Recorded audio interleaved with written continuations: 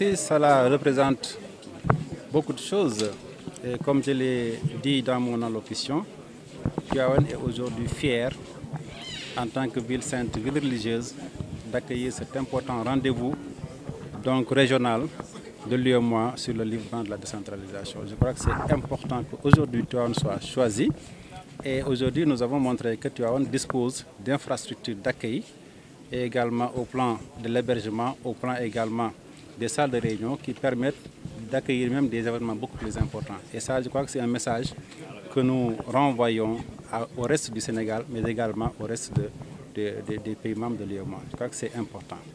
Cette rencontre également vaut son pesant d'or dans la mesure où, comme vous le savez, la politique de décentralisation fait partie donc, des marqueurs des politiques publiques de son Excellence Monsieur le Président de la République et que le Sénégal a une longue histoire en matière de décentralisation depuis 1972 jusqu'à 2013 en passant par la réforme de 1996.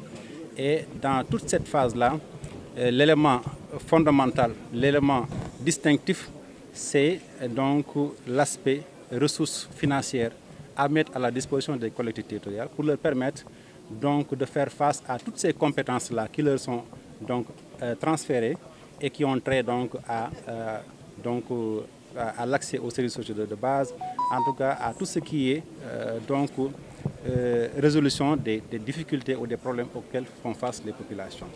Et aujourd'hui, donc, c'est une lancinante question, c'est pourquoi j'ai rappelé dans mon discours qu'il y a un éternel débat qui est là, c'est le transfert concomitant entre les compétences et les ressources qui sont propres à les mettre en œuvre.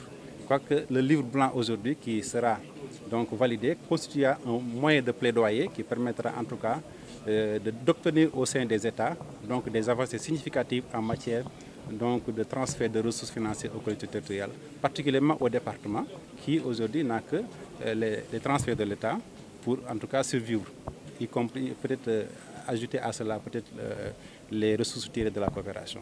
Donc c'est une problématique majeure qui nous interpelle et qui également qui vaut notre présence ici en tant que représentant de la République pour également traduire tout l'intérêt que porte notre pouvoir public, particulièrement le président de la République, en ce qui concerne donc la mise en œuvre et du processus de décentralisation au Sénégal. Il nécessite donc qu'on ait une intervention au niveau local.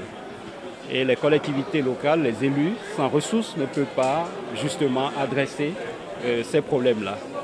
D'où l'importance aujourd'hui donc, de travailler à ce qu'on ait une orientation au niveau régional.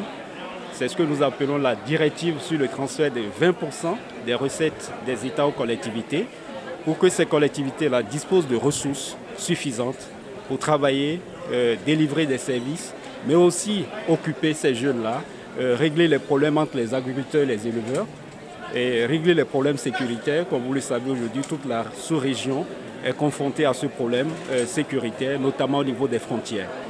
Et les problèmes, quand on parle de problèmes au niveau d'un pays, la manifestation c'est surtout à la base.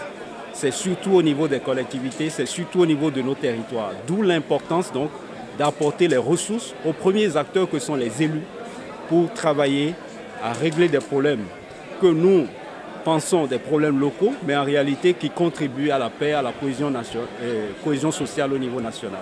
Cet atelier, justement, permet de réfléchir, de faire un bilan sur ce qui se passe dans les pays, de définir des perspectives.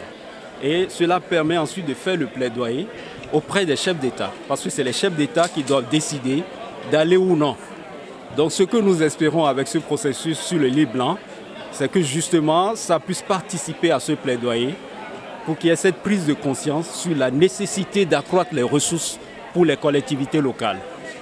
S'il y a de paix au niveau des collectivités, au niveau des frontières, c'est que la paix, elle est nationale.